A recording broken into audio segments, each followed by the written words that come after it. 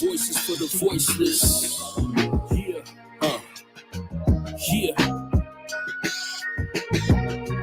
It's the voices for the voiceless. Different points of view and different choices.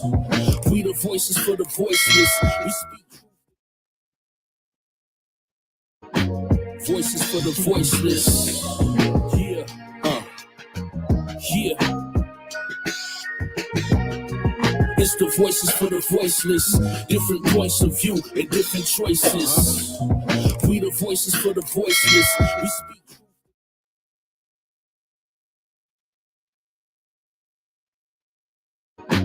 Voices for the voiceless. Yeah, yeah. It's the voices for the voiceless. Different points of view and different choices. We the voices for the voiceless. We speak. Voices for the voiceless. Yeah, yeah. It's the voices for the voiceless. Different points of view and different choices. We the voices for the voiceless. We speak. Voices for the voiceless. Yeah, yeah. It's the voices for the voiceless. Different points of view and different choices. We the voices for the voiceless. We speak. Voices for the voiceless. Yeah, yeah. It's the voices for the voiceless. Different points of view and different choices. We the voices for the voiceless. We speak. Voices for the voiceless. Yeah, yeah. It's the voices for the voiceless. Different points of view and different choices. We the voices for the voiceless. We speak. Voices for the voiceless. Yeah, yeah. It's the voices for the voiceless. Different points of view and different choices. We the voices for the voiceless. We speak. Voices for the voiceless. Yeah, yeah. It's the voices for the voiceless. Different points of view and different choices. We the voices for the voiceless. We speak. Voices for the voiceless. Yeah, yeah. It's the voices for the voiceless. Different points of view and different choices. We the voices for the voiceless. We speak.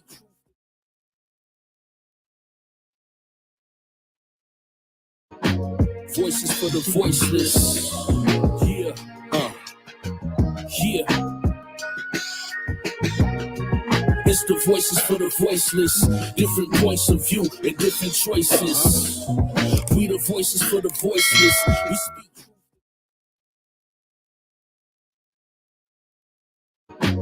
Voices for the voiceless. Got one more time.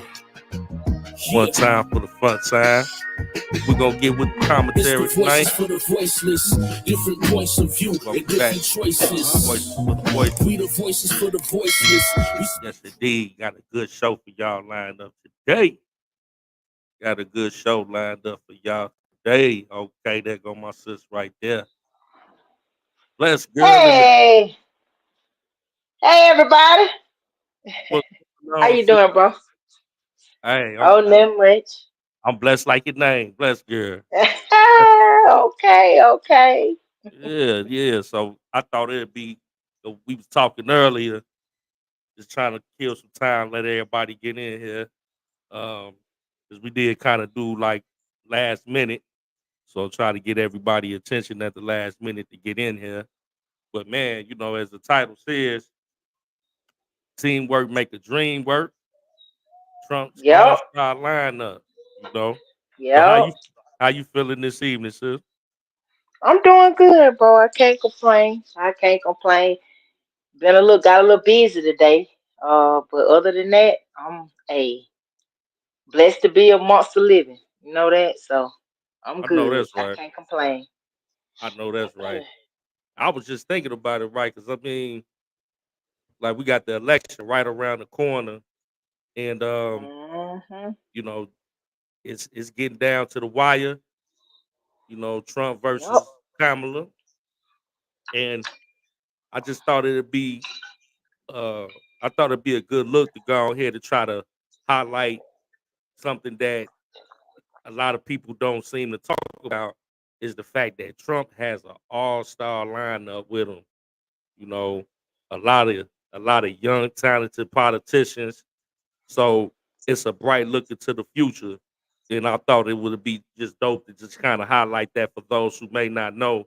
You know, I mean, I know Kamala, she runs on a narrative that she's a new face for new leadership or something like that. But like we were saying earlier, man, I really don't see too many people that's on the new side over there. Yeah.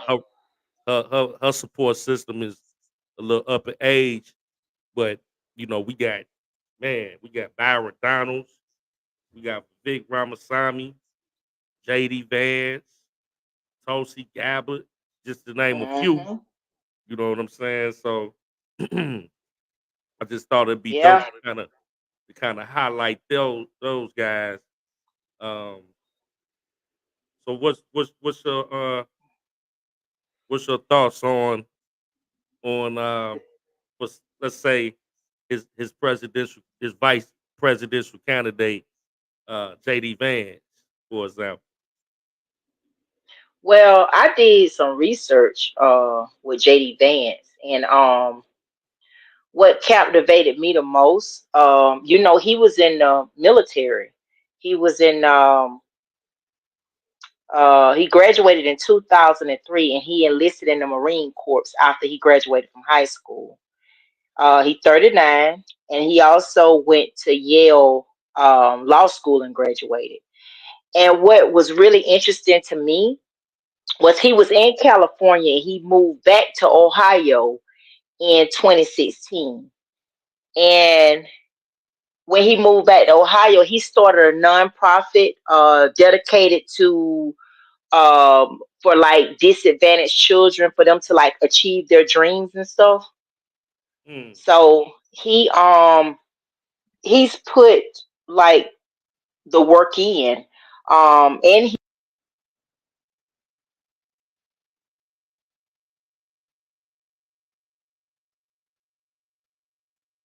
Hey, that's it. Kind of went out. hello, Okay, there can you you hear go. me? There Oh, you go. okay, sorry. I was saying, but by him being so well rounded, like he has, he's an experienced politician. He's been in politics. He's been in the military. He has a law degree from Yale. So I think he has some major accomplishments, and he's 39 years old, which I think that played a major part in him being the perfect candidate for Trump, you know, because he has just that experience. At first, I was kind of leaning towards, because I'm all about Vivek Ramaswamy because I like him. I like um, his energy. I like, he's very outspoken, which the same with JD Vance.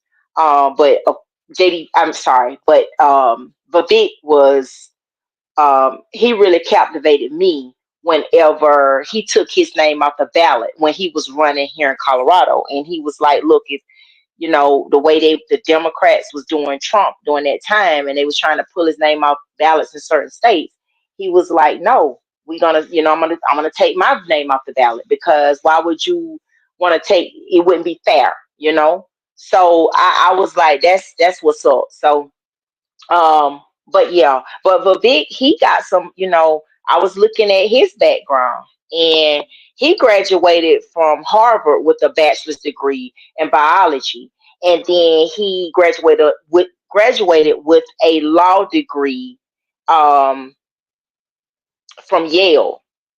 Um so he is well. That's how he was able. Him and Vivek and excuse me, JD were friends at Yale. So I thought that was very interesting. I think Trump probably didn't pick Vivek, and this is just my own personal opinion, because I don't think he's never been in politics. He's been a businessman like Trump. Like, I looked up Vivek net worth. He's like, I think his net worth is like 300. Actually, he's a billionaire. He's a billionaire at 39. Wow, that's Yeah, I looked up his net worth, and he went to like I say, he graduated from law school, and he has a degree in a bachelor's degree in biology.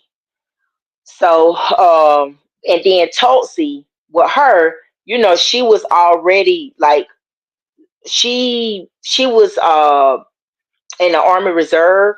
She was an officer in the reserve, and she served as a U.S. representative for Hawaii's second congressional district from 2013 to 2021. And what's interesting is she left the Democratic Party and she became independent. So now she just joined the Republican Party. She announced it this week. So I thought that was very interesting with her. And then of course Byron Donalds. Byron Donalds is he's a politician, financer. okay. Kind of cut out again.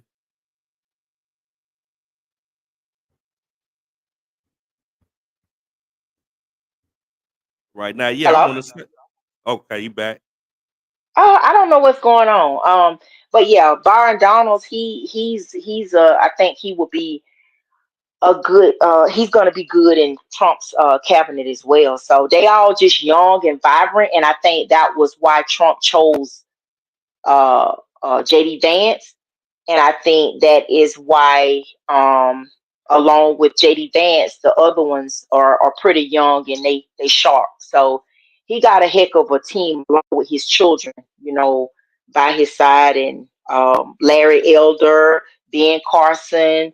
That's just to name a few. So I think that overall, that's why I think Trump is leading in the polls too, because mind you, the Democratic Party, they have like, they're old politicians, and they sit in those seats, and they don't. It's all about bringing the vibe now. The young people in the vibe. Like I was telling you before with Vivek, like it was interesting to me because I think he helped Trump out a lot, because when him and when Van Jones spoke so ill of him on CNN, I thought it was funny, and how he rolled up on him at the DNC, and he was like, what's that issue was talking like, hey, and I'm like, dang, he wasn't playing, and he made Van Jones end up apologizing to him, and I'm like, you know what, that's what I'm talking about.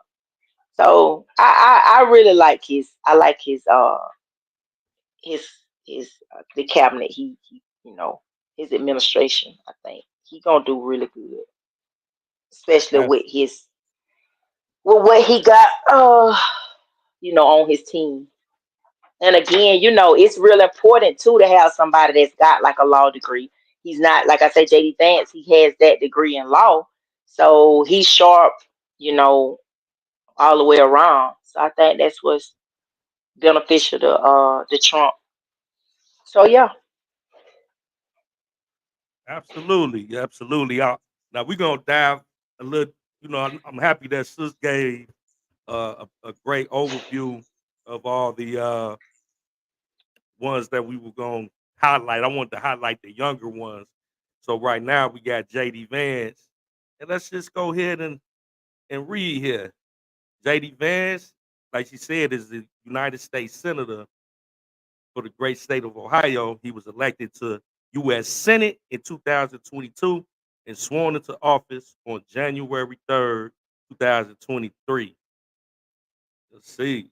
JD Vance was born and raised in Middletown, Ohio, a once flourishing American manufacturing town where Ohioans could live content, middle class, lives on single incomes. Over time, many of those good jobs disappeared, and JD's family suffered the effects along with many others. Turbulence was common at home and at school. His grandmother called Mama was his saving grace. Her tough love and discipline kept him on the straight and narrow. A blue dog Democrat, she owned 19 handguns. Wow. And nurtured a deep Christian faith in herself and her family. She died in 2005, shortly after JD enlisted in the United States Marine Corps, like Sis said. JD went on to serve our nation in the Iraq War, then graduated from the Ohio State University and Yale Law School. He wrote a best-selling book, Hillbilly Elegy, which was turned into a Netflix movie. He also started a business dedicated to growing jobs and opportunity in the American heartland. JD believes Ohioans deserve better, and he aims to fight for it in the U.S. Senate. So JD is definitely, he had a very very difficult life, to say the least. You know what I'm saying? With his mom was, he said he speaks about it candidly. He was on drugs, and his grandma really raised him on the straight and narrow. So hard nosed American family. I love it. You know what I'm saying? And also wanted to play a clip of JD Vance in action here.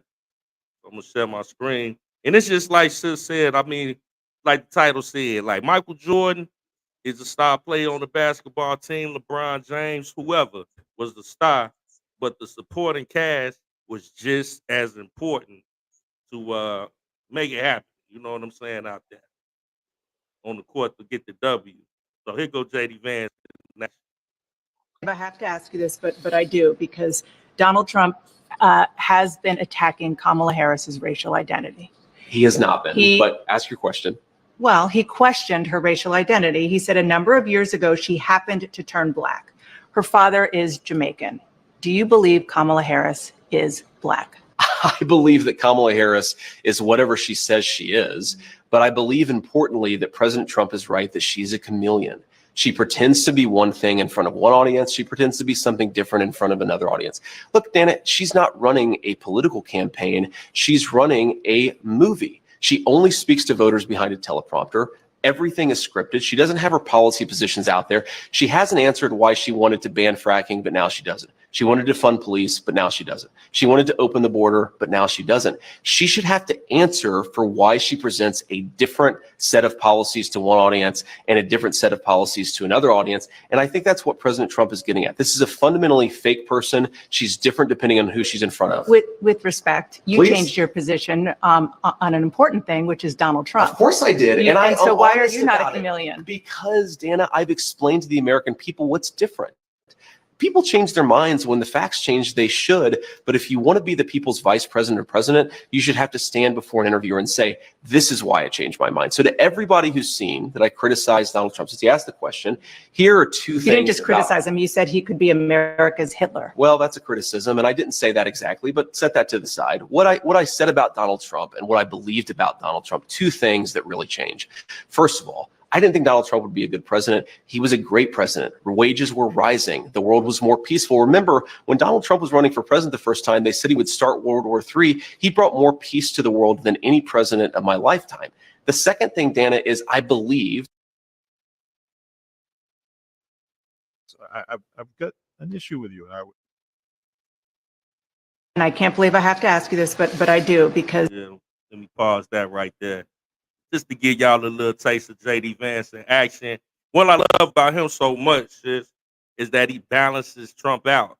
Like they were trying to frame a narrative about JD Vance that he was just you know what I'm saying, some irrational guy that was just belligerent or whatever. But when he did the debate with Tim Walsh, he had a chance to really showcase himself in a different light than what the media was trying to paint him. and he handled himself very well and very poised, and really articulated his points very good. So, for the Democrats to paint that narrative of him, and then for him to come out and have such a strong performance and really be diplomatic in that, you know what I'm saying? I think that was a great choice in a vice president. You know what I'm saying? Because they're balanced. Trump is a little rough around the edges, and JD Vance kind of brings the little calm to the storm. What do you think about Hmm. this? Yeah, I just like how he, like, how that interview that he did with Dana Bash, how she tried to turn his words around on him, and he was able to own that. And I think that's what set him apart from uh uh the Democratic Party, like as far as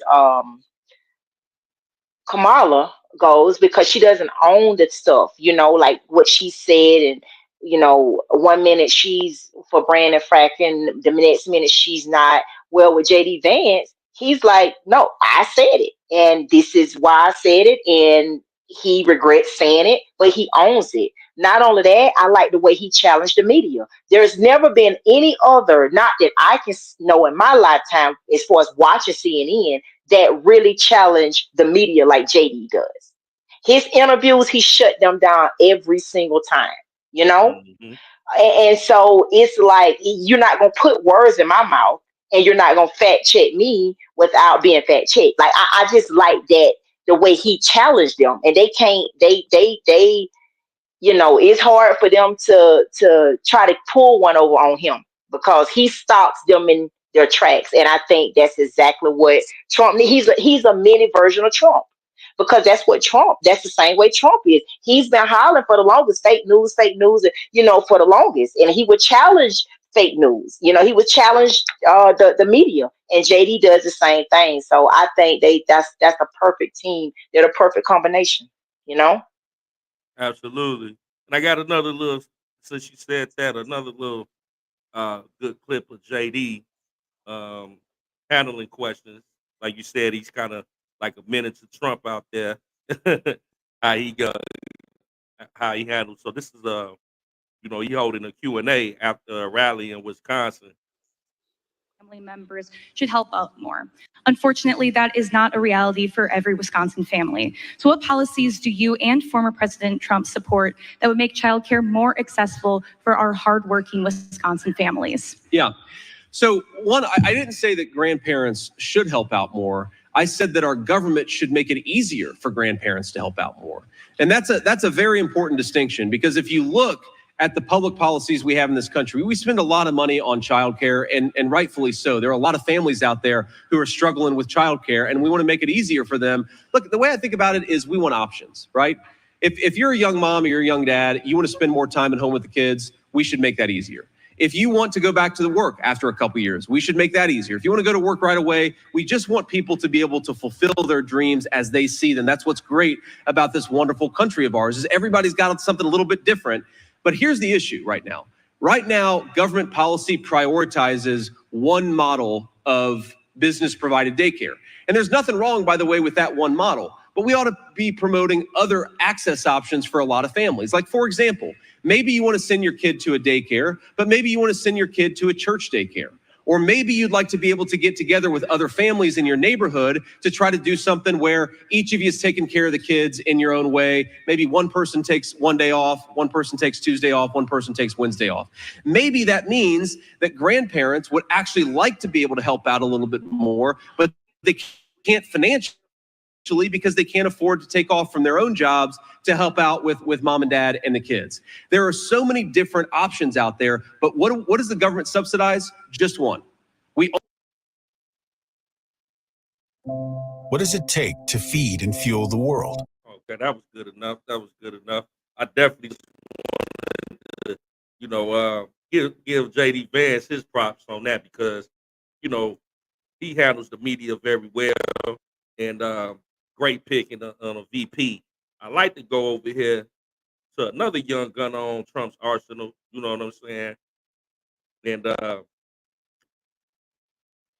like I said, it's like, I look at it like a basketball team. You got you know, LeBron James, then you got Dwayne Wade, or you know what I'm saying, and then you got Michael Jordan, and you got Scottie Pippen. But then, you know, on that note, you know, we gotta give it up to Byron Donalds too. You know what I'm saying? I know we talked we talked about him a little bit earlier, but I got his discovery here.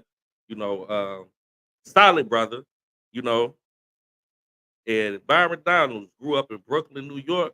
He is also the proud son of a hardworking and loving single mother. His mother dedicated her time instilling in him that greatness requires sacrifice, which drives him as a devoted family man and United States Congressman. Byron is a graduate of Florida State University and received a Bachelor of Arts degree in Finance and Marketing. Byron's career led him to Southwest Florida, where he worked in the banking, finance, and insurance industries. Elected to the Florida House of Representatives in 2016, Byron represented Hendry County and East Collier County in the state capitol. During his tenure at the Florida House, Byron served as the pre-K through 12 Quality Subcommittee Chair during the 2018-19 legislative season and served as an Insurance and Banking Subcommittee Chairman 2019 to 2020 legislative session. While serving in the Florida House, primarily focused on elder affairs, criminal justice reform, and ensuring that each child has access to a world-class education. Byron is committed to serving and giving back to the community that gave him so much. He has served Southwest Florida in many ways, including previously serving on the board of trustees for Florida Southwestern State College after being appointed by then Governor Rick Scott. Byron continues to volunteer in his church as a youth leader and mentor. He also enjoys volunteering as a coach in youth football and basketball leagues. Congressman Byron Donalds lives in Naples, Florida, with his wife Erica and their three sons, Damon, Darren, and Mason. Byron has spent his entire adult life serving others, whether it be through volunteering, business, or leadership. He is committed to representing Florida's 19th congressional district conservative values in Washington, D.C. to ensure a stronger Florida and a stronger nation. So shout out to Byron Donalds. Now note, he's only 46 years old. J.D. Vance is only 40 years old. So these are some young gunners on Trump team, young politician, some fresh legs and fresh eyes and ears on the team, you know. So I got a little clip of Byron in action as well, so y'all can see how he gets down if you're not aware. But yeah, man, these guys. Let me see where it's at.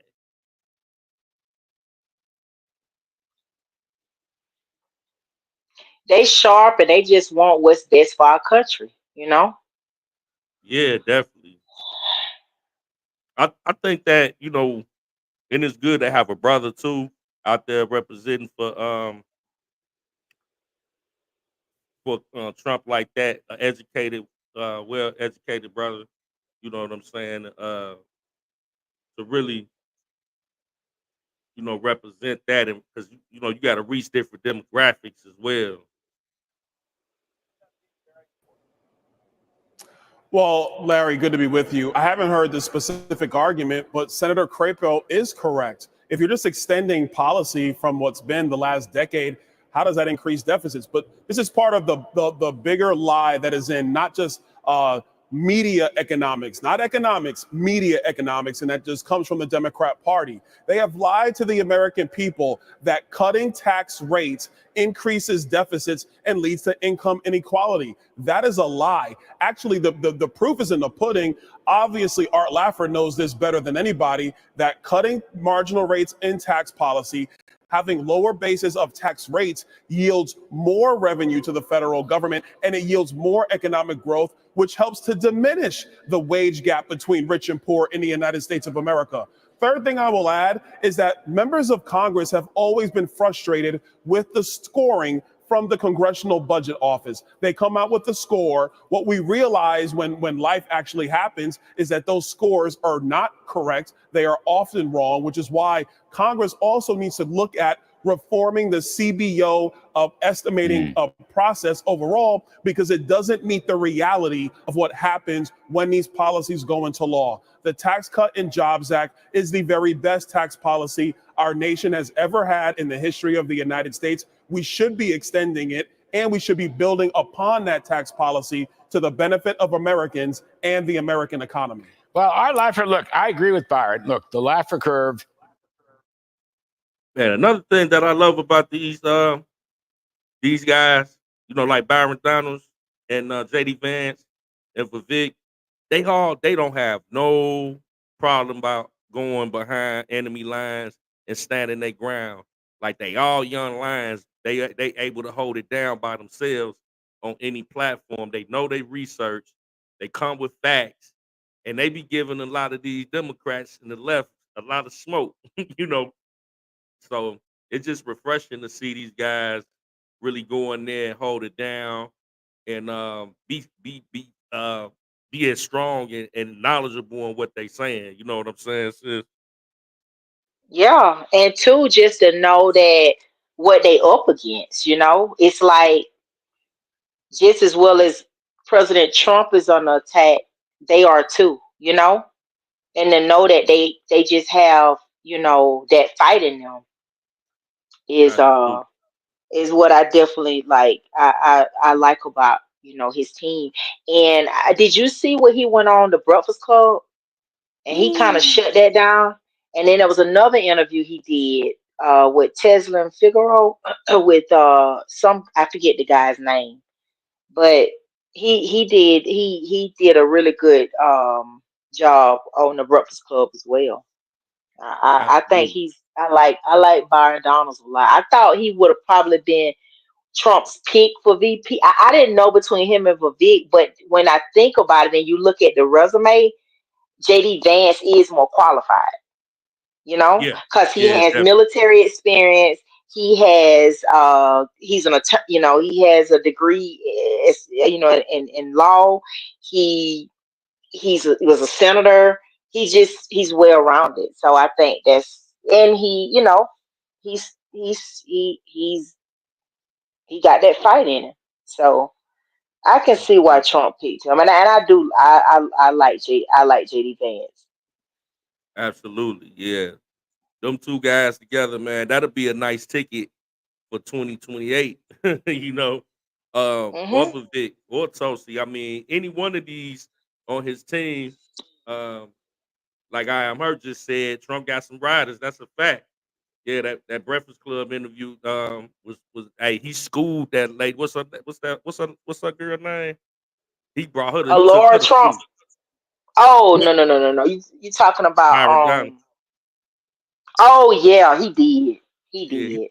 he took all them at the Breakfast Club to school. You know what I'm saying? But see, the Breakfast Club, I don't understand why they bring Republicans on there, because Republicans know their history. They are like they gonna cut them down, and it makes them look so dumb.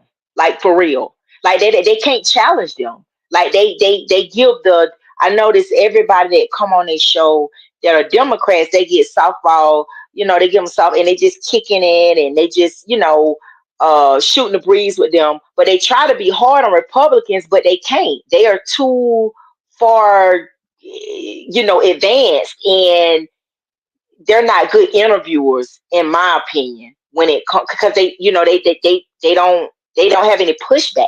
They pushback be so weak, and I be like, dang it, I love when they bring them on there because they be eating them up. Because I know when Larry Elder came on there, he interviewed really good on the Breakfast Club too, Hmm. and yeah, so Yeah, absolutely.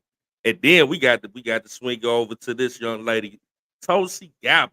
You know what I'm saying? So we got JD Vance, who's 40 years old, Byron Donalds, who's 45 years old, and now we got Tulsi Gabbard. Uh, she's only 43 years old.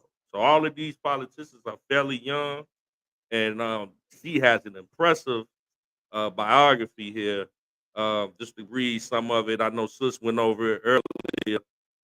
Tulsi Gabbard is born April 12th, 1981, is an American politician, United States Army Reserve officer, and a political commentator who served as the U.S. representative for Hawaii's 2nd Congressional District from 2013 to 2021. She became the first Samoan American voting member of Congress. She ran in the 2020 Democratic presidential primaries. We got to cue that up with her campaign for 2020 presidential election. She left the Democratic Party in October 2022 to become an independent. She joined the Republican Party this year, recently in 2024. In 2002, Gabbard was elected to the Hawaii House of Representatives at the age of 21. Wow.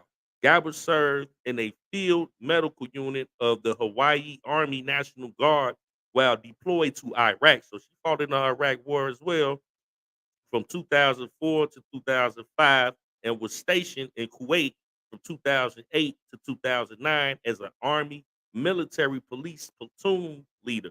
While a member of Congress, she served as vice chair of the Democratic National Committee, the DNC, from 2013 to 2016 and resigned to endorse Bernie Sanders' campaign for the 2016 Democratic presidential nomination. During her time in Congress, she frequently appeared on Fox News and criticized the Barack Obama administration for refusing to say that the real enemy of the United States is radical Islam or Islamic extremism. During her presidential campaign, she highlighted an opposition to military interventionism. Although she has called herself a hawk on combating terrorism, her decision to meet Syrian President Bashar al-Assad and her skepticism claims that he had used chemical weapons gave rise to public disagreement with mainstream Democrats. In March 2020, Gabbard ended her presidential candidacy and endorsed Joe Biden over her former ally, Bernie Sanders. So, wow, that speaks volumes. She endorsed Joe Biden when she was running for president. Since leaving the House of Representatives on January 3rd, 2021, Gabbard has taken more conservative positions on issues such as abortion, foreign policy, transgender rights, and border security. She has continued her frequent presence on Fox News, including serving as a fill-in host for Tucker Carlson's Tonight. In October 2022, Gabbard announced that she had left the Democratic Party altogether, citing their positions on foreign policy and social issues as reasons for her departure. Gabbard campaigned for several Republican candidates in the 2022 midterm elections. Wow. And was a featured speaker during that year's conservative political action conferences. So she's been rotating with the Republicans for a couple years now. In August 2024, Gabbard endorsed former President Donald Trump. Now she on the Trump team for the 2024 United States presidential election while speaking at the National Guard Association conference and was appointed co-chair of Trump's planned presidential transition. In October 2024, this month, Gabbard announced that she is joining the Republican Party, reasoning that Trump had transformed the Republican Party back to the party of the people. Shout out Tulsi Gabbard, you know what I'm saying, for joining the Republican Party.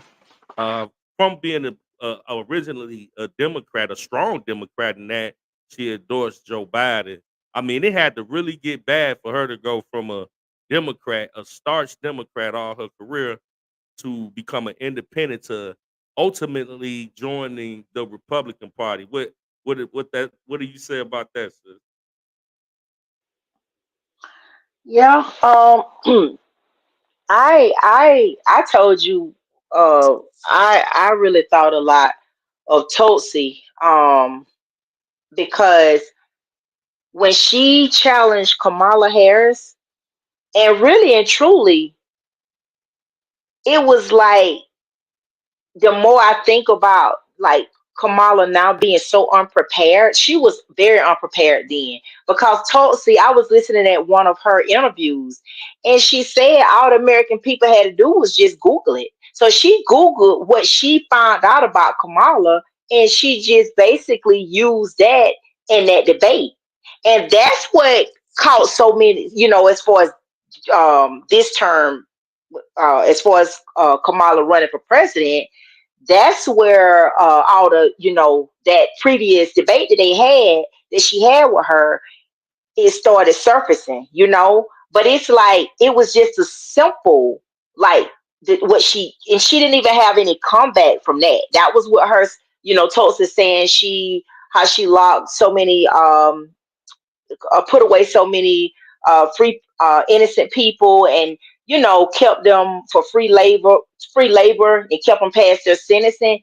And she just really used that, Googled it, and she used it against Kamala, and she didn't even have any comeback from that. So I'm saying to myself, she wasn't prepared then, and if you see now, she's definitely not prepared. So I think that's what kind of put Tulsi on the radar too, because I never really, like I said, I've never really been into politics like that. But when I started like Googling and looking up certain things with her, and ran across that debate, I'm like, oh yeah, I like her. Then from there, I started seeing her go on different, do different interviews and stuff. And I think she cares about, America first. And I think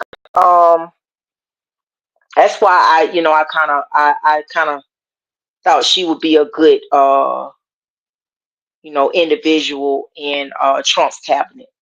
And I'm glad she went ahead and switched on over to the Republican Party, because I'm sure her views, and she has the conservative view. So I mean, I'm glad that she did switch on over, though. I am. Absolutely. And I couldn't agree more. Now we got that queued up here. This is from the 2020 Democratic presidential debate where she torched Kamala Harris. But what's interesting, before I get to that portion of it, we'll be interested to find out what happened in the beginning of this between Joe Biden and Kamala Harris. Senator Harris, you have also been quite critical of Vice President Biden's policies on race, specifically on the issue of busing in the 1970s, having benefited from busing when you were a young child. Vice President Biden says that your current position on busing, you're opposed to federally mandated busing, that position is the same as his position. Is he right? That is simply false. And let's be very clear about this.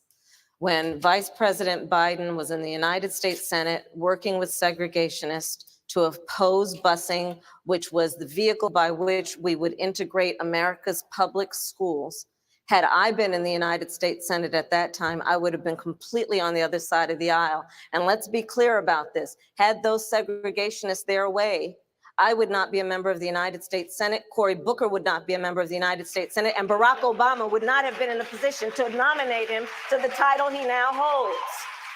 And so on that issue, we could not be more apart, which is that the vice president has still failed to acknowledge that it was wrong to take the position that he took at that time. Now, I would like to also talk about this conversation about Eric Garner, because I too met with his mother. And one of the things that we've got to be clear about is that this president of the United States, Donald Trump, while he has been in office, has quietly been allowing the United States Department of Justice to shut down consent decrees, to stop pattern and practice investigations. On that case, we also know that the Civil Rights Division, this is important, the Civil Rights Division of the United States Department of Justice said charges should have been filed, but this United States Department of Justice usurped, and I believe it is because that president did not want those charges to go forward, and they overrode a decision by the Civil Rights Division of the United States Department of Justice. Under my administration, the Civil Rights Division will reign, and there will be independent investigations. Vice President Biden, I want to give you a chance to respond to what Senator Harris just said. Oh, there's a little smoke going on between them two back in 2020. Yeah, that's the Senator most I Harris was ever heard attorney her. for 8 years in the state of California. There were two of the most segregated school districts in the country, in Los Angeles and in San Francisco. And she did not, like, I didn't see a single solitary time she brought a case against them to desegregate them. Secondly, she also was in a situation where she had a police department when she was there that in fact was abusing people's rights. And the fact was that she, in fact, was told by her own people, that her own staff, that she should do something about and disclose to defense attorneys like me that you, in fact, have been, the police officer did something that did not give you information that would exculpate your client. She didn't do that. She never did it. And so what happened? Along came a federal judge and said, enough, enough, and he freed 1,000 of these people. If you doubt me, Google. Man, I'm gonna leave that right there, but it's just crazy to see Joe Biden back when he was, coherent. You know what I'm saying? I'm gonna get on over to the good part, but wow, it was a little smoke in the room right there, between them two. And he ultimately ended up, as we know, picking Kamala as his running mate. Interesting. Back in 2020. But yeah, let's go on over here and see how Tulsi is about to light Kamala on up right now. State of California, and I'm proud of that work. I want to bring in Congresswoman Gabbard. Congresswoman Gabbard, you took issue with Senator Harris confronting Vice President Biden at the last debate. You called it a, quote, false accusation that Joe Biden is a racist. What's your response? I want to bring the conversation back to the broken criminal justice system that is disproportionately negatively impacting Black and brown people all across this country today. Now, Senator Harris says she's proud of her record as a prosecutor and that she'll be a prosecutor president, but I'm deeply concerned about this record. There are too many examples to cite, but she put over 1,500 people in jail for marijuana violations and then laughed about it when she was asked if she ever smoked marijuana. She blocked evidence. She blocked. Ooh. Hey, you heard the crowd react to that. They was quiet to that. Tulsi, that's Tulsi to the right, for those who don't know. When she was with the dip, she was running for presidential candidate. And she that's something that we hear a lot now with Kamala as a DA, locked up a lot of people for nonviolent crimes in California.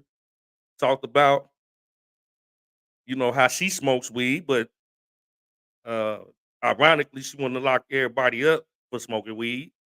Interesting. Evidence that would have freed an innocent man from death row until the courts forced her to do so. She kept people in prison beyond their sentences to use them as cheap labor for the state of California. And she fought to keep cash bail system in place that impacts poor people in the worst kind of way. Thank you, Congresswoman. Senator Harris, your response? Now, I'm sorry. I think we need to roll that back a little bit. What you think, sis? Roll it. I'm going to go back a little bit and just let it play out. Place that impacts poor people in the worst kind of way. Thank you. Is to use them as cheap labor for the state of California. And she fought until the courts forced her to do so. She kept people in prison beyond their sentences to use them as cheap labor for the state of California. And she fought to keep cash bail system in place that impacts poor people in the worst kind of way. Thank you, Congresswoman. Senator Harris, your response? As the elected Attorney General of California, I did the work of significantly reforming the criminal justice system of a state of 40 million people, which became a national model for the work that needs to be done. And I am proud of that work. And I am proud of making a decision to not just give fancy speeches or be in a legislative body and give speeches on the floor, but actually doing the work of being in the position to use the power that I had to reform a system that is badly in need of reform. That is why we created initiatives that were about reentering former offenders and getting them counseling. It is why, and because I know that criminal justice system is so broken, that I am an advocate for what we need to do to not only decriminalize, but legalize marijuana in the United States. I want to bring Congresswoman Gabbard back in. Your response? Man, I watched that. Tulsi about to light her up again. This is crazy. The bottom line is, Senator Harris, when you were in a position to make a difference and an impact in these people's lives, you did not. And worse yet, in the case of those who were on death row, innocent people, you actually blocked evidence from being revealed that would have freed them until you were forced to do so. There is no excuse for that. And the people who suffered under your reign as prosecutor, you owe them an apology. Senator Harris. I'm just saying that lady, she bad. Every time Tulsi Gabbard give us speeches, I'll be front and center, man. I love to hear what she has to bring to the table, and just to know that she's been on the other side of the coin there with the Democratic Party. She's a double-edged sword, a military veteran, and she still actively is in the military as well. And they talk about somebody running for president, a female president. I would have full confidence in somebody like Tulsi Gabbard running for president. And now she's supporting Trump. I mean, when we say Trump got an all-star team, he got a super supreme all-star team. Yep, I agree. I agree 100%. I think he got a dream team, and I'm happy and just praying for him to be in the White House on November the 5th. Because it's just, we know what we up against right now. But, Absolutely. I just pray he our 47th president. Yeah. And this right here is Tulsi. When she just announced that she will be joining the Republican Party. I was a Democrat for over 20 years. Today's Democrat, thank you. Today's Democrat Party is completely unrecognizable, which points to the clear choice that we have in this election today. When you look at the party of Kamala Harris, for example, she is anti-freedom, she is pro-censorship, she is pro-open borders, and she is pro-war. Without even pretending to care about peace, as President Trump talked about, she has shamelessly embraced the endorsement and support of warmongers like Dick Cheney and Liz Cheney and others who care more about power and feeding the military-industrial complex than they care about you, the American people, and peace. President Trump has pledged to end wars, not start them. And this is why, in the eyes of the Kamala Harris, Dick Cheney Democrat Party, they will do everything possible to try to destroy him. You'll see how they have weaponized the federal government. They have weaponized law enforcement, the Department of Justice. They have done everything possible to try to silence him, to try to remove him from the ballot, so we the people don't even have the choice to who we want to vote for. Why have they done this? Because this man has the courage to take them on and root out the deep rot of corruption in the swamp in Washington.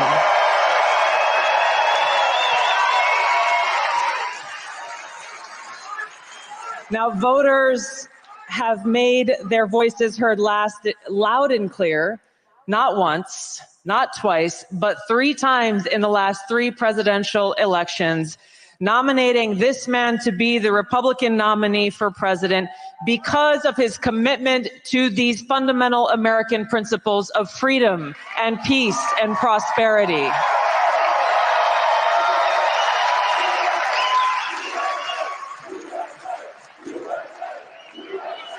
USA.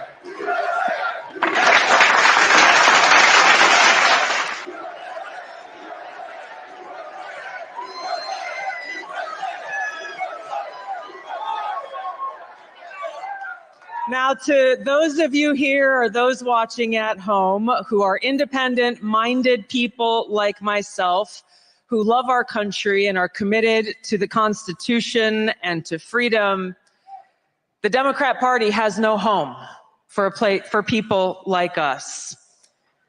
But we do have a home in the Republican Party where we are welcomed with open arms by President Trump and so many of you who love our country.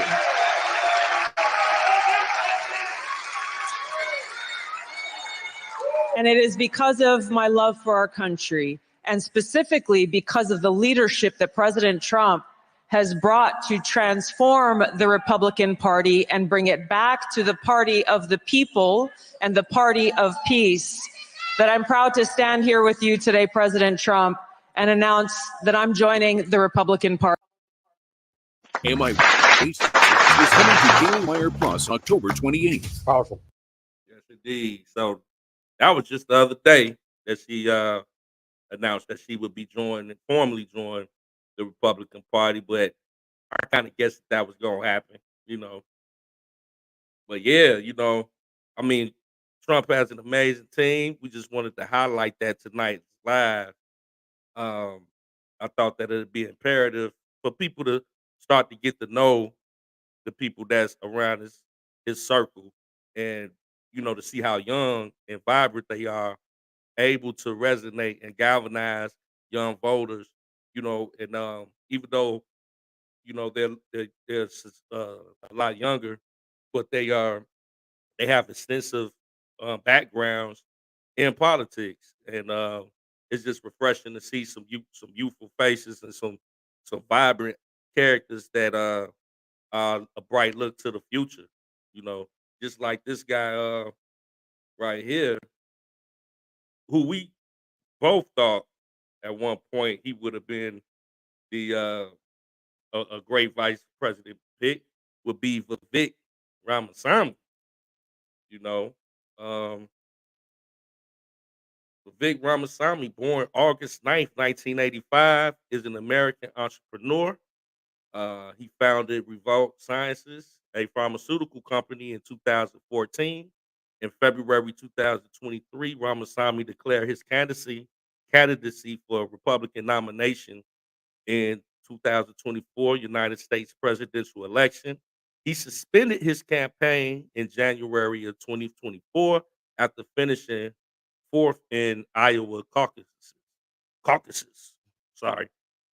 Ramaswamy was born in Cincinnati to Indian immigrant parents. He graduated from Harvard University with a bachelor's degree in biology and later earned a law degree from Yale Law School.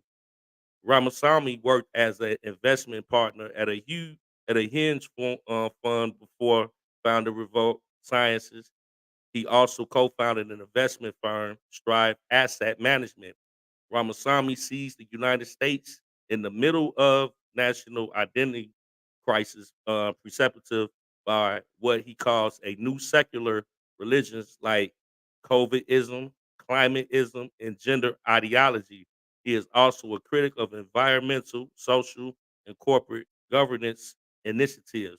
In 2024, Forbes estimated Ramaswamy's net worth at more than 960 million. His wealth comes from a biotech and financial businesses. And note, Vivek Ramaswamy, age 39. So extremely young, you know, just refreshing once again to see these youthful politicians that are surrounded by Trump. They all bring something unique to the table, and they're diverse in their as far as race and gender and their backgrounds, you know. So you get a different each one adds a different ingredient to the political gumbo that the Republican Party now is banking on. So, and I remember when he was running his presidential campaign. Hey, sis, if you could break down the level of this guy's character, where he stepped down and he said he wasn't gonna run. You know, remember when they were trying to come at Trump so heavy? Yeah, you kind of break that down for him. Oh yeah, when they took Trump off the was trying to remove him off the ballot. I know they tried to remove, well, they did remove him off the ballot here in Colorado, but he was added back. But yeah, that was during the time Vivek was running against Trump, but he was, basically saying, and he was challenging the other um, candidates as well. Like, hey, Republicans, if it's not right, we all should pull our name from the ballot because it wouldn't be a fair fight. And so I think that was huge of him because he stood up for Trump, and he said he removed his name off the ballot and said, and I thought that was kind of brave of him. And I knew then he had, in integrity. You know what I'm saying? And most people would have been like, "Oh yeah, that's more votes for me. I don't have to won't be a challenge." But he was one of the ones that stood up and called out the other Republicans that wanted to remain on the ballot. He's like, we all supposed to be one party. Let's all withdraw, pull our name, off the ballot. So I think that was pretty interesting and brave of him because when he was running, I'm like, dang. But he did say that he did not want to be Trump's VP. He didn't want to be a vice president. He wanted to be the president. And so it was just interesting to see him running against Trump, but it was one of the things like, I'm running against him, but I'm not going to allow anybody to just talk crap about him or, think you can just talk against my candidate. You know what I'm saying? Like, he was really like firm. And I really like that about Vivek.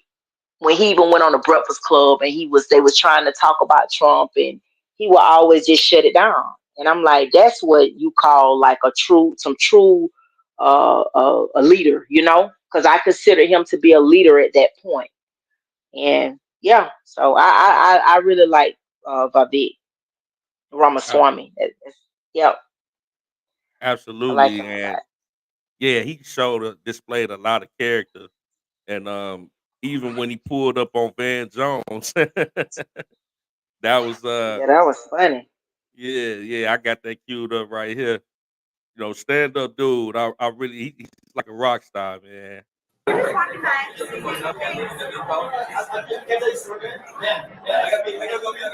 we got death threats after the thing you said. So it's Van Jones for you. On air, I actually don't swear. I did it very intentionally that one time, and I want you to just know about it because I think it's important. So you were on air and you said that you said that he's a demagogue, he's dangerous, he's going to be out for 50 years, long after Donald Trump's gone. The first time in the campaign, we get a death threat of a man who wants to show up in New Hampshire. Thankfully, the police intervened, got us. The next day, back-to-back days. My wife's scared enough. The next day, we wake up. It's 3 a.m. We get a call from him. He's my security guard saying, "Thank God you picked up because we just got a call that somebody showed up at your house and has 4 dead bodies."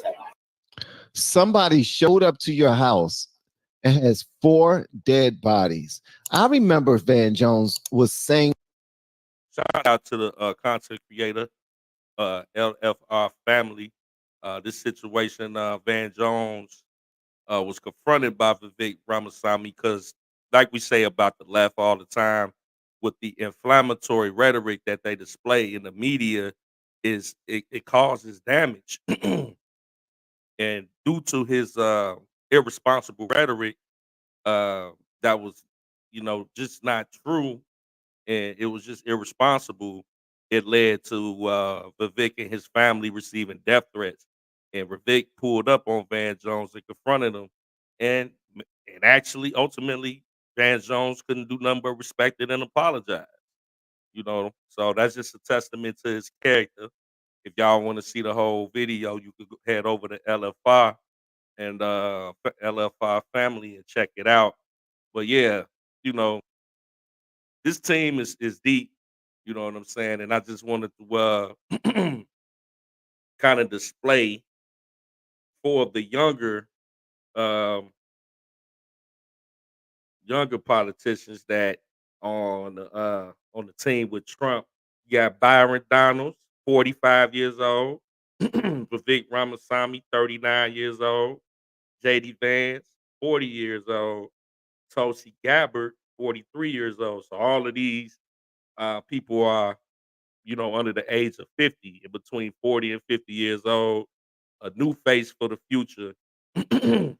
And that's not only to mention that Trump also has veterans like RFK, you know what I'm saying? That was also a former Democratic, Kennedy at that. So, they have a long history in it being Democrats as well. And he also has Elon Musk on his team. So, I mean, his team is impeccable, you know. And also his family. He has his children. One of his sons is a politician. Uh, I mean, they've been holding him down. So I'm just really elated to see that he has a team, even a stronger campaign than back in 2016 and 2020, and they've been going strong, and that's why a huge contributing fact to the fact that he's winning this election right now. But yeah, Yeah. I mean, since Yep. it's if you compare the Republican Party to the Democratic Party, it's just it's no comparison. Nope. Not at all. I think yeah, I think for the most part, the Democratic Party, they know that it's kind of over because when you think about it, like we've never seen so much corruption like that's just so bluntly just they just blunt now. Like they just don't care. And I think everything now just, it's kind of just coming to light and um people are slowly but surely leaving that party of corruption and not understanding. That's why, we was talking earlier. I was saying like even if you just take Trump out of the picture as running for president and Kamala was the only candidate that we had, I still would not vote for her. And I said I wouldn't vote for her because of um, a lot of the actual laws that were passed, and she was a tiebreaker for them. Just even down to her stance on AB and babies, in the stance that that she's pushing for taxpayers to, fund, you know, um,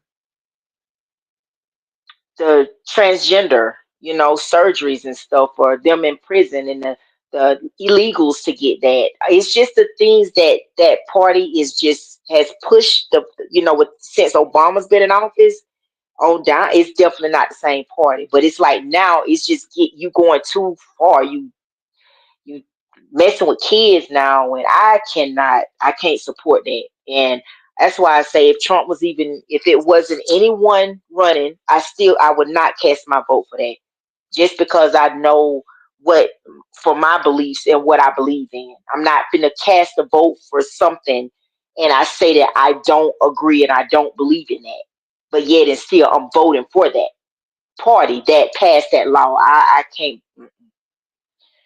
So, that's why I say if people just really took Trump out and just look at the bigger picture, would you cast your vote for that? Because if you do, you're basically saying that, hey, I'm in agreement with it. Exactly. And So I couldn't agree more. What's up, DV? Wow, what's good with it, bro? Peace and blessings to you.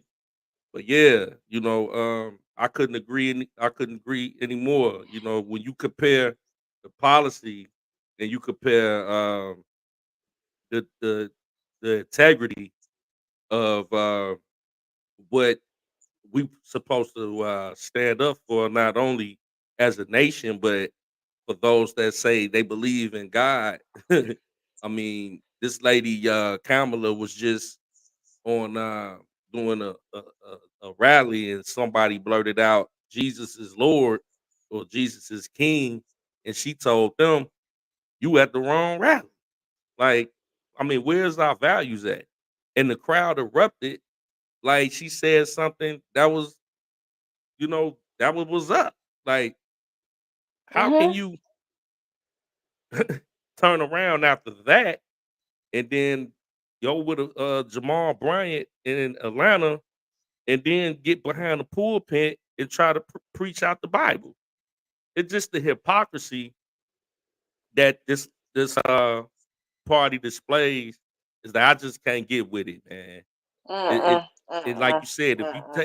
you could remove Donald Trump out the picture and put anybody else in that picture, and it still just does not. I mean, it just doesn't sit right. And you know the you know the, I think that they painted the narrative so bad with Trump and the media with the propaganda that people are just saying anybody but Trump, and that's a dangerous mindset because you're not even looking at the logic or the policy. You just moving off your dislike for one individual. But as we see with this tonight, with his team that we're highlighting, it's bigger than just Donald Trump. This is about the country and what direction that we're going to go in moving forward. What up, Yep, Jay I Rizzle? agree. Jay Rock in the building. Yeah, man. Shout out to everybody in the chat. DV Wow Wow. What up, bro? But yeah, I dropped the link. If anybody want to come up and give your thoughts, we weren't gonna be here long. Just wanted to come in and just highlight some of this is not his full team, just some key players on the team that I thought people should, if they were not aware of, to get a little bit more familiar with. Okay, we got our sister Nisi Mo. What's going on, sis? How you doing this evening? Hey there, sis. How you doing?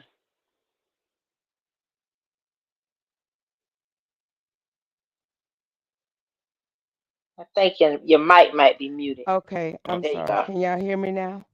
oh yeah, Yeah. Mm-hmm. loud and clear. Okay. Okay. Y'all doing okay? Yeah, you're Mm, doing good. What about you, sis? I'm doing good. I'm That's doing good. good. That's good. I was just reading the census. So we're gonna go back to 2022. It says the U.S. Census recorded more than 19 million adult non-citizens living in the U.S. during 2022, given their voter registration rates. Um, this means that about 2 million to 5 million of them are illegally registered to vote. These figures are potentially high enough to overturn the will of the American people in major elections, including congressional seats and the presidency.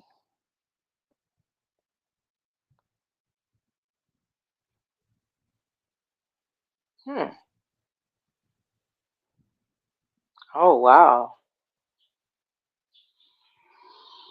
Hmm. So, this is something that, remember, Jeff, when we talked about, um, okay, y'all remember our governor have been, he's taken this thing all the way to the Supreme Courts because you had other states that was, kicking and screaming about him dropping them off on these, into their states because we was overcrowded here in Texas. So, um, according, because I remember they did do the new census back in 2022. 2022. 2022. So therefore, um, with the new census and the new data that they have, that's showing now, we are way over what we should have here in the United States.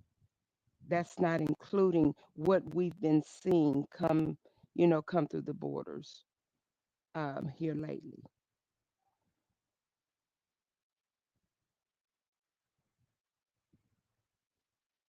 Yeah, Mm. that's crazy. And that's why you have a record number, a record number in these states that's doing their early voting, because they know that the Republican Party was told to go and vote early. So of course they you know she uses the same thing. Whatever somebody else does, she try to make it as if it's her idea. And so of course they've been telling their people to do this just the same. So we really don't know what these numbers really look like. I said that though. Yep. Yeah, yeah. I said today that something ain't right. I said, they got us focusing on the black men vote, right? Even the media. And they're saying that, oh, it's the black men, the black um man vote that's needed. But if you notice, they have Beyonce, and you got Eminem that's endorsing. And what I'm saying is, they got us focusing on so much on they need, in the proportions of the black vote, when in actuality they are playing in our face. And I believe that. I believe that at this point, they're trying to draw in more of the younger people to vote. Why you think Beyonce, and it ain't so much of the proportion of the black man. You understand? I think that's where they kind of trying to play in our face a little bit when they got something else set up. You Oh understand? wow, y'all look at this. It says roughly 1/4 of non-citizens in the U.S. were likely registered to vote. 6.4% of the non-citizens actually voted. 81.8% of them reported voting for Barack Obama back in 2008.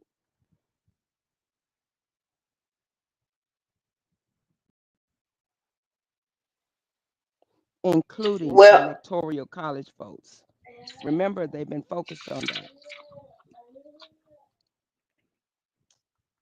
And if y'all remember back in 2008, that was a toss up, because it was all about the electoral votes. And those electoral votes is really where it matters. And they were saying that was like a jump in the electoral votes.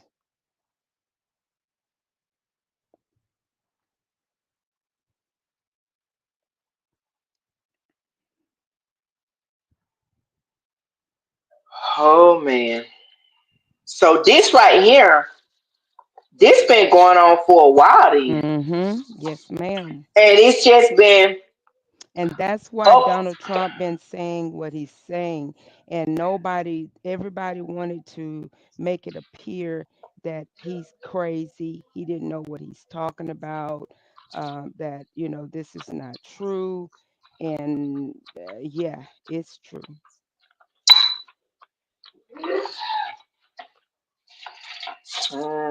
But that's what we were saying earlier, though. That was the Mhm. reason for bringing all these illegal immigrants over here to begin Yes. with, was so they could replace the black vote, or So they can replace our vote. they could replace our vote. Mhm. Because see, And but the people got to realize they want us to think and focus on the black votes, but it's actually all Americans, because we are outnumbered Thank you. as American citizens. We are literally outnumbered. If you look Mhm. at if this data is correct, and according to who is this person here, they said they did a fact check, And Kessler, they're saying that this data is 1,000+% correct. Yeah, yeah, like you said, it's all votes. And what did you say, sis, earlier? It was like over 400,000 votes that was reported for people that weren't citizens, and it's just in one Yes, state, in the state yes. of Texas. What they were saying, it was, I think it was like 450,000 that did not have to use ID to vote, you know. And And then I was, a lot of that, that's I know that's for sure in California. it's in Texas too. hmm Well, That's where this I come from. I know that I saw the news tonight, and on our governor and Paxton and all of them, they are now recalling all of these, because they even show people. This guy showed tonight that they sent a form out to his mother, and he said, "My mother been deceased." Mm. So You see, now they're looking at every vote. I'm saying every ballot now, because they now know that, because they don't want any illegals to fall, to come through the cracks where they're able to vote. Because remember, they don't want to acknowledge it. They want to keep saying California is the crossing point of where California and Arizona, but no, it's Texas. Texas is where they've been coming through. yeah. I mean, it only makes sense. It's the closest place to the border, closest state. So, And like our governor said, why should we be held accountable for all of these illegal migrants that we didn't ask for? We did not ask for this. We stood with President Trump with the wall, and so now that we have to go back to what Kamala Harris is now trying to run off of. She's trying to say that Donald Trump didn't do this and he didn't do that. But Donald Trump had a plan in place. If something was fixed, why would you break it and then turn around and blame Donald Trump? that's what they do. But I still say, yes, she did go to Mexico. She did not go to the border when she initially went. She went to Mexico, and they made an agreement. What that agreement was, I don't know, but I can assure you it has something to do with some money, and it has something to do with those illegal immigrants. You're holding them until election time, so that it Mm-hmm. doesn't bring so much. Just hold them, you know, in Mm-hmm. Mexico until the election. And again, too, I was thinking about this. Um, they knew that this was coming, Yes. and what I'm saying is they knew. That's why they had this has been what they knew that once it was all planned out. They This knew was that a this country well-oiled machine. that sure Well-oiled was. machine. Yep. And I believe they knew that the American people would literally not be voting for them after the way the economy has been. Mm-hmm. They knew that. So what they did, that's why she opened up that border. That's why they knew. They knew that they had put this country and it was in such bad shape until they had a backup plan. And that backup plan was to open that border and allow them to come over by the millions. And And that's a it millions, was just well and this planned. is a million a day. We're not talking about a million Good a God year. We're Almighty. talking about a million a day. Wow, 1 million people a day.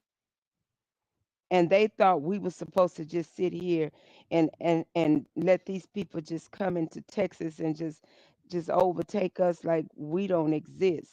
No, that's not going to happen. But I want y'all to always go back to one thing, and I keep saying this, and I don't hear many people going back to the DNC when she spoke, and she said out of her mouth, I know what I heard that woman say. I personally made a phone call to Zelensky to warn him about, what was going on with Russia. A lot of the things that we're seeing and we're witnessing, even with all the way down to the election, it's all uh, just to keep the American people blind and focused on what they want you to be focused on and not what's important. And what's important is how they are raping us right before our eyes. And I did say that word. I meant that. They are literally doing this to us. And I have to say, I'm saying this because first of all, when I look at my check every 2 weeks, and I'm retired, and I'm literally ready to come off retirement to go back to work because it's not enough to survive off of. These people are, I mean, they're doing us in. We're paying more than what we should be paying out in taxes. And Donald Trump is the only one that can see this. Donald Trump is the only one that literally have the American people uh, uh, lives and in the palm of his hand and trying to do something about it and tried to do something about it. But what did they do? They blinded the people to make everybody focus on January 6th. January 6th was not what people thought it was. This thing was messed up, as I just read, when Barack Obama was in office. He did not come into office. And remember, he took over after George Bush. George Bush had us in in a disarray. Only thing Barack Obama did is come in and put a Band-Aid over stuff to make it appear. And he's a good talker. He's a good slickster. He talked the game and he walked the game. He played the game, and until he got and he made people feel a certain way about Donald Trump, because Donald Trump was not part of this little game that they got going on with the American people. And if y'all remember, before Daddy Bush died, he said there's going to always be a Bush in the White House.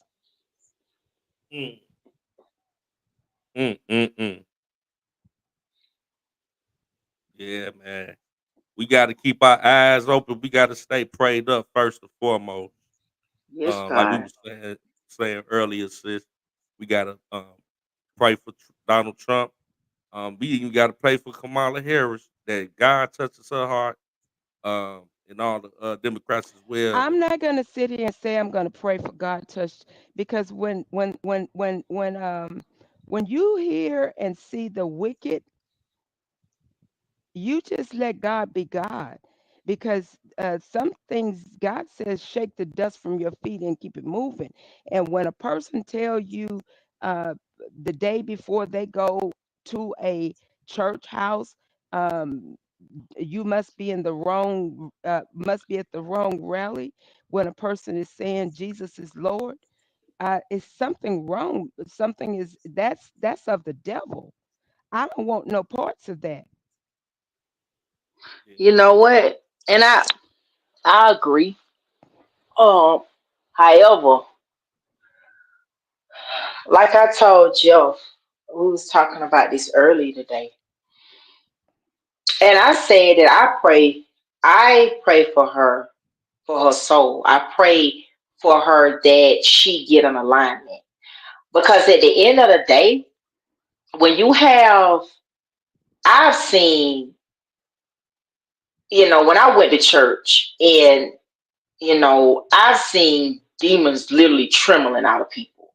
And what I'm saying is, this is it's so demonic, until the only thing that you have to do is pray, because I can't ask God to answer my prayer and I say this other person don't deserve prayer, because obviously No, I'm not saying yeah, that they don't deserve prayer, but what I am right, saying is that God, let your will be done, because at this that point right mhm, now, what we're seeing, it's bigger than us.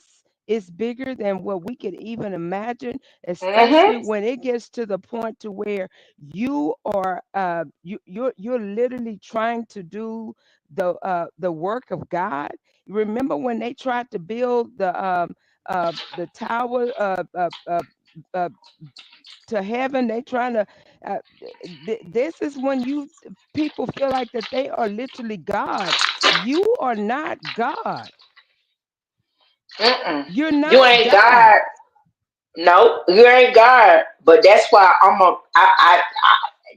for me, you know, and I can't speak for nobody else, because I'm asking God for Him to allow His will to be done within this election. And Yes. of course, my will is for Trump to get in office, because I feel like he is everything that the American people need. He is, he's a God-fearing man. I don't care what nobody say. And I feel like, and this is what just give me the hopes with him getting back in office, is because of the attack that he's had on his life. And he's still standing at the age of 78, and he's still trying to do everything that he can to save this, this country. Wherein I know God is in And then for control of her to everything. say that, literally say today, he's tired. Yes, he's tired. My husband said it, I couldn't have said it best. Yes, he's tired. This man is fighting, trying to save his life, trying to stay, y'all fighting him with all kind of cases, all these bogus cases that y'all done put on this man. He's fighting, trying to rally for the American people. I mean, he's doing everything that he possibly can. But the question that we all must ask, ourselves, are we doing enough? Are we, the people, are we really doing enough to help in any way possible? Because I do believe that it's a lot more that we can do, but because as JD Vance said, these people are literally trying to take our First Amendment rights. You're trying to censor us. You're trying to take everything, our freedom of speech. You don't want us to you want us to speak about what you want us to speak about. If it's not that, then we're seeing you guys throw people in jail just because they're not speaking the language or saying what you want them to say. So I have to ask the question, even the celebrities that's coming out here speaking on her behalf, what kind of control do these people have on them? Because I know they can see what we see. Yeah, but I was thinking too, like at the end of the day, we already know that this is like a spiritual warfare. And Oh, so yes. I've said before, like God is really trying to get the believers in alignment, because everybody done fell off. And I think at the end of the day, that's what people, if we out of our mouth, we speak one thing, but in actuality, you know what I'm saying? It's like, again, me going back to people that know the word of God, and they are in alignment with this party that is totally But how against the can word you of God. know? How can you know? How can you tell me? And I'm going to use myself as an example. If I'm not a believer and I'm only looking at your life as to become a believer in Jesus Christ, but you telling me one thing, but your actions is showing something totally different, and I'm questioning, okay, well, I just have a question. Well, what about, this party that is about, do the Bible say you supposed to, men supposed to marry men, women supposed to marry women, and men can go in girls' bathrooms, women can go in and boys' bathrooms. Is that of God? Well, just vote the way we say vote. No, that doesn't Yeah. sound right. But then again, that also goes back to the fact that the people, the party, and that's what's so sad to me, because our people have just been, no matter if they, because I'm starting to see now, pastors and stuff, and you Yes. allowing any and everything in the pulpit, and you are, you gonna be held accountable, and you literally have people, and I'm looking at these mega churches, and y'all are up here, and you know what is in to just allow in and everything in the pulpit like this. Like I'm seeing now things for what they really are, and that's why we have to pray 10 times harder, because we see now the churches is just they don't even respect the house of the Lord anymore.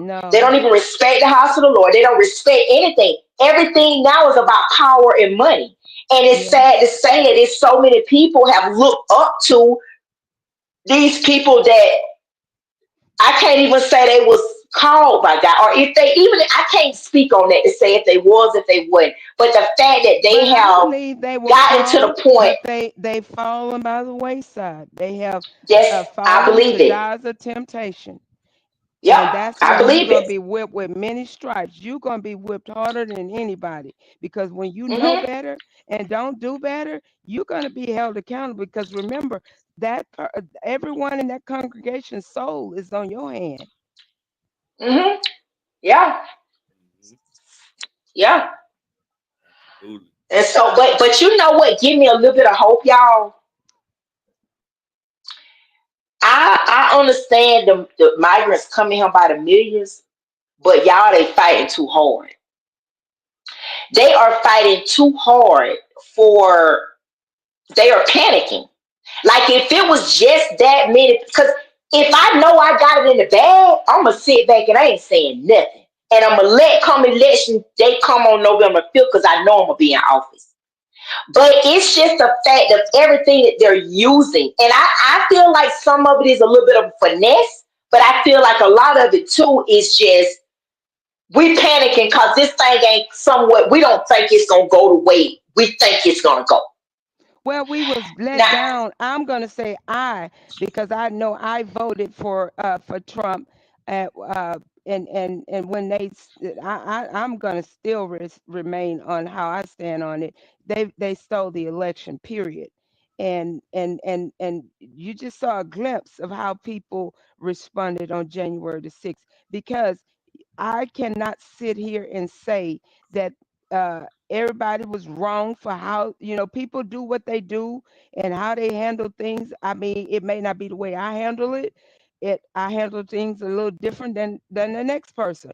But at the end of the day, when people have lived in this country, have tried to thrive in this country, and see everything being taken away from them, just at the blink of an eye, as though we've done nothing. No, when is enough enough? well, you got to think too. January the 6th, that was all orchestrated too. That wasn't Trump supporters that was in there Exactly. doing that. Those were people that were planning. They did not want to give the man the security that he asked for Nancy Pelosi a few days before, He and sure he did. told them the few hours before that if you're going to protest peacefully. What they did, And they took that and patriotically. he did, and they removed it. The media wouldn't tell people that. They act as if he had them to come, and that's what got the minds of the people. They didn't see nothing else but the fact of that, without realizing what happened in Minnesota when what's the young Yes, man name that passed yes, away? I know who you're talking George about. Floyd. Yes. And they tore that city up.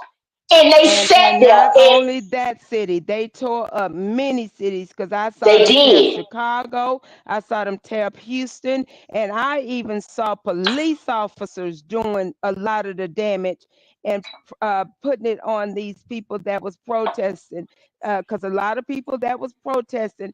But see, but what people don't understand, when these people sitting around saying Black Lives, BLM, it is not what you think it is. That's a whole total different agenda. That agenda is not what you think it is. These people are fighting for something totally different than what you are here fighting for. And we know that, Jeff. We saw that, Jeff, with our with just going up and down in Chicago.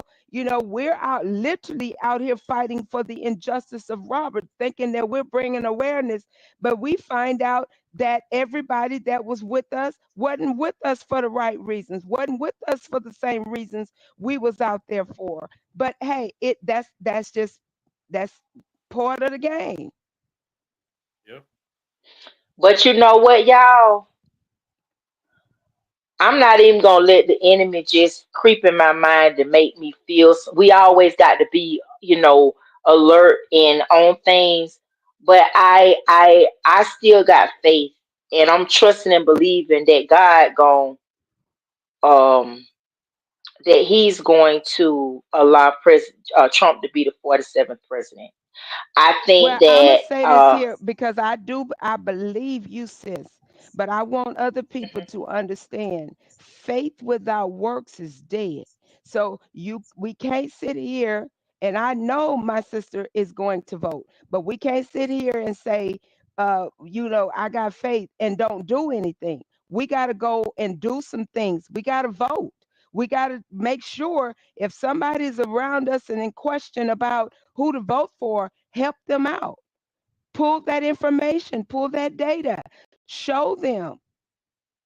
There's enough data out here that you can show them why you're voting for Trump, why you're not voting for Kamala, or why you're voting for Kamala and why you're not voting for Trump. But do not lie on Trump and sit here and say this man is racist when he's not racist. Absolutely. And that hence the title of this live, Teamwork Make a Dream Work. We highlighted several individuals that are part of his team, and we as content creators and supporters of what's right in America also are part of the team, and we have a duty to do, and that's press the narrative and continue to inform people that are not aware of what's going on, or just give them some insight, because a lot of people just don't know.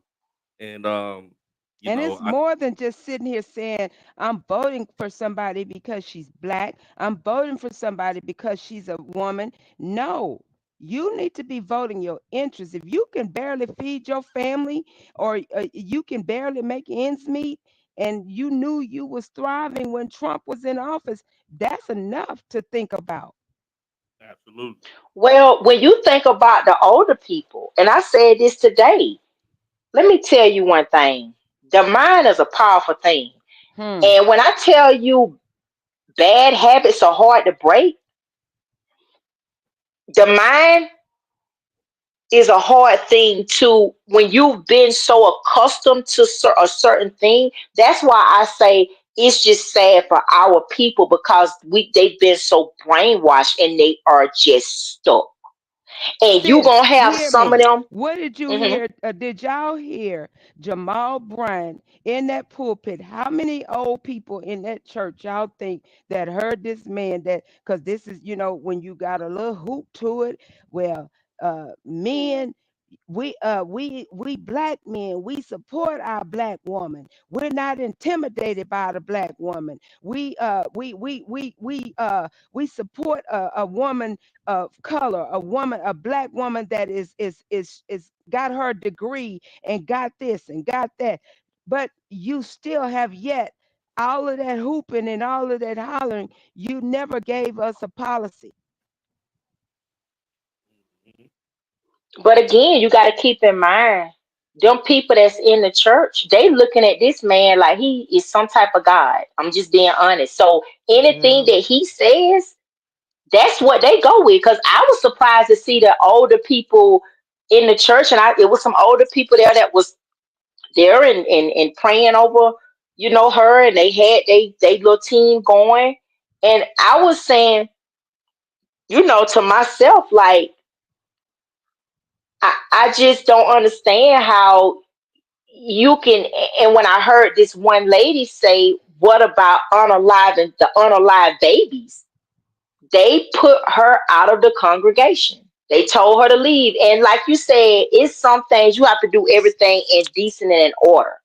And I guess that goes to show you what type of nerve that struck. Because if that lady was able to call that out when you got all the deaconesses or whatever you got in the church, you understand what I'm saying? And this lady was, I don't know whether she was a member or whether she was somebody visiting that church, and that just really made her feel some type of way, because it probably made her think, you as a pastor, if you preaching out of the word, you understand what I'm saying, and you know what the world a lot, you preaching the gospel.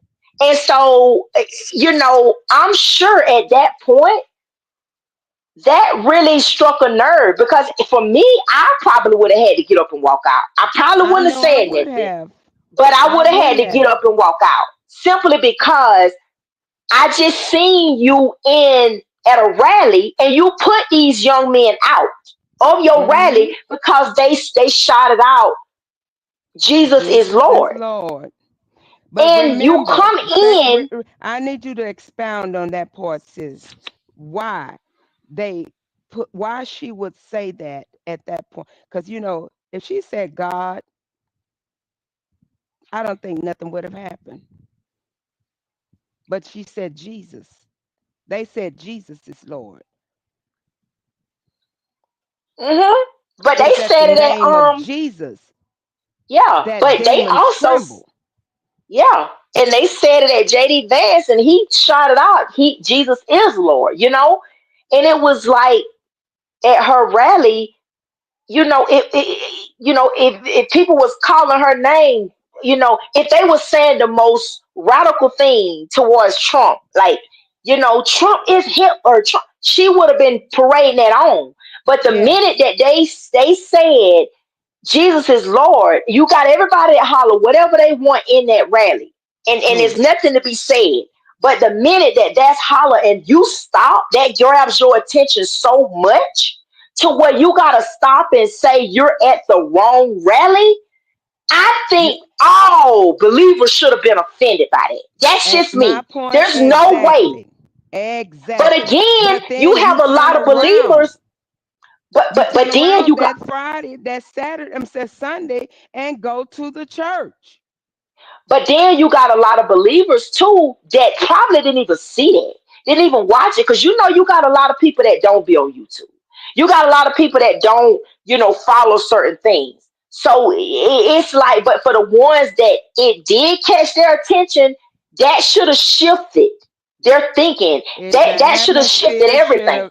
Yes, the atmosphere should have been shifted, and that makes me question whether you are in it for fame and fortune, or outside show. What's your real reason? Because at the end of the day, to say Jesus is Lord, at that point, the Holy Ghost should have come down.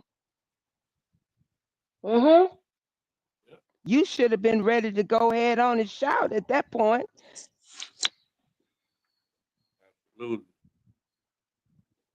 With y'all. But you can't shout on something you don't know nothing about. Yeah. Y'all, we closing in close to 2 hours.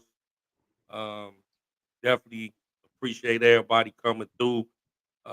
Yeah, I got to get ready to put my baby to sleep too. I was just thinking it's her bedtime, past her bedtime. So, but we could definitely, do something this weekend. Maybe go live again and finish this topic. Yes. And and I'm going to be out and about, and hopefully, I can be speaking to some people, asking some people, questions and what have you, while if we're out and we're live, because I really want everybody to be aware that don't just don't just just sign something just because okay I voted. No, it's more than that. Just I voted. This election is serious. It's very serious. It's it's so serious to where I'm gonna say it. It's this has to do with your Christian walk with Christ. Because at the end of the day, if you don't stand for something, you'll fall for anything. Mm-hmm. That's Absolutely. right. That's right.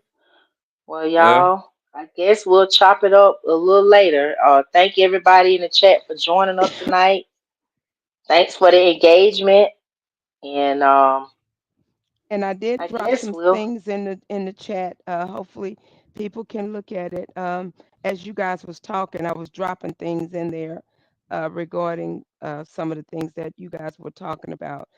Putting that, some detailed information in there so that they know that what you're talking about is it's actually fact check. So it's in the chat. yeah. all right. Yes, indeed, man. Okay. Well, I appreciate everybody. And once again, teamwork make the dream work. We got a work to do with less than 2 weeks before the election. I appreciate DC Mo coming through everybody in the chat. I wanted to give Yes. people some value, something to look into as far as a look to the future. The team is very important, and we're part of that team. As far as I'm concerned, to continue to push the message out to the people. And before I let everybody go, I do want to share a video from just to end it on this note.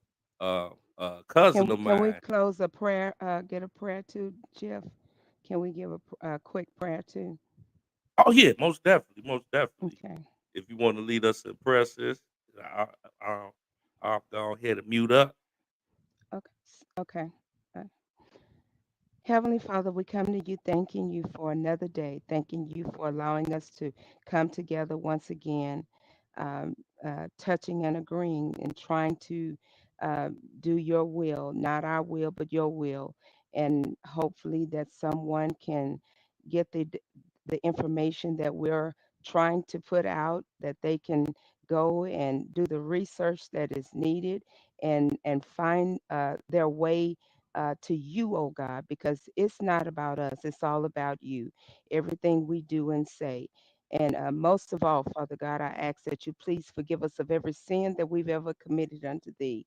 Forgive us of all of our unrighteousness. Cleanse us of all of our unrighteousness, our going and our coming. Bless our families. Bless our loved ones. Bless us as we come and as we go. Bless this channel to be prosperous and bless this channel to grow in faith in your word, oh God, that someone in the chat or hearing what's going on over here may come running and crying, what must I do to be saved? Because we know that the devil has come to steal, kill, and destroy. But oh Father God, we know that you sent your only begotten Son, Jesus the Christ, the Son of the living God, to seek and to save that which was lost. We once was lost in sin, but oh God, you saw fit to bring us in before it was everlasting too late. And I pray that we can do whatever it is that you would have us to do, that we can show that we are on your side, and for God we'll live, and for God we're willing to die. Bless President Trump. Bless everybody that is on his team. Bless his family. Cover him and protect him from all dangers, hurt, harm, and dangers, oh God. And I pray that you please bless those that are part of the Democratic Party that don't know you from the pardons of their sins, that they too can turn their lives around before it's everlasting too late. Because Lord God, we know that time is winding up. Time that has been won't be no more. In the precious and mighty name of Jesus, we pray. Amen. Amen. Amen. Amen. Amen. Yes, Lord. Once Amen. again, another great, another great live. Um, Appreciate our sister Queen Isimo. Once again, voice for the voiceless. Me and Mika appreciate you all. We love you all. I want to leave you guys with a video. Before I do, I also want to say that this election is right around the corner. We're under 2 weeks. Got to get out there, register to vote for your best interest, and pray that God's will be done. And make sure that you push the message out there, share the live, like, share, and subscribe, and tell people, man, they might want to come over here, the voices for the voiceless, to get the information. That's the deed. So thank you all, and I'm gonna leave y'all with this video. And until the next time, we'll be in touch. And God bless, peace and blessings, and good night. Love y'all. Good night. Love you too, sis. Love you too. All right. Niecy, I'm gonna inbox you my number. Okay, baby. Okay. This is my cousin. She made a great video. Her name is Kalia. Independent artist here in Chicago, R&B artist, and I told her I would go ahead and help, any way that I can get music out there. But the name of the song is Forehead Kisses. Absolutely love the video. Y'all subscribe to her channel as well, and get it tuned. She has great music, y'all. Have a good night.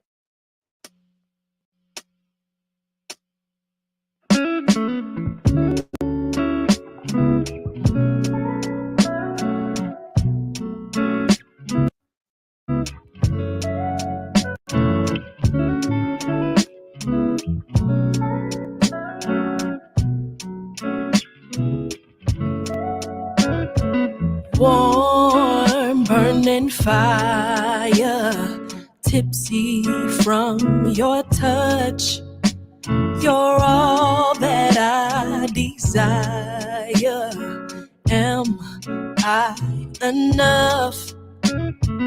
We sit so idly, no label, no title. You mean so much to me, probably one-sided. You escape from commitment and answer my questions with forehead kisses. This will not last forever, but I wish that it would. My sweet nothing, I'm looking for something. A man with no direction is merely a reflection of my disposition, and I'm on a mission. We don't grow, we stay stuck. Your head in the clouds of indecision. Hearts on the line, I've made up my mind. You detour me with forehead kisses. Piece by piece I fall apart as I stare up at the stars. 'Cause I have to walk away from this sweet escape, a familiar place. Squeeze me tight and hold me close. Don't let go till I say so. Shower me, shower me, shower me, shower me with forehead kisses. This will not last forever, but I wish that it would. My sweet nothing, I'm looking for something. A man with no direction is merely a reflection of my disposition, and I'm on a mission. We don't grow, we stay stuck. Your head in the clouds of indecision. Hearts on the line, I've made up my mind. You detour me with forehead kisses.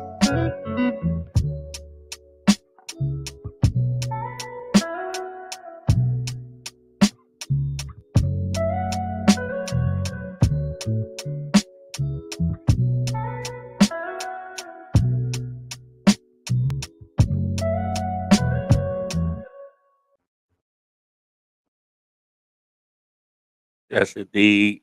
That's my little cousin, Kalia. You know, um, definitely got a beautiful voice. And you can subscribe to her channel on YouTube. Thank y'all for checking that out. And man, we're gonna get up out of here. Appreciate everybody once again. And we out.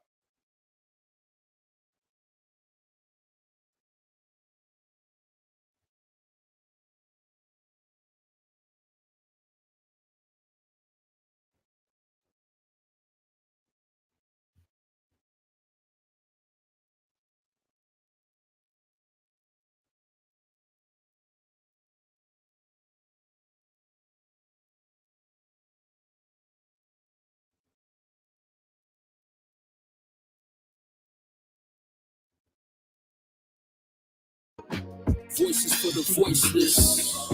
Yeah. Yeah. It's the voices for the voiceless. Different points of view and different choices. We the voices for the voiceless. We speak. Voices for the voiceless. Yeah. Yeah. It's the voices for the voiceless. Different points of view and different choices. We the voices for the voiceless. We speak.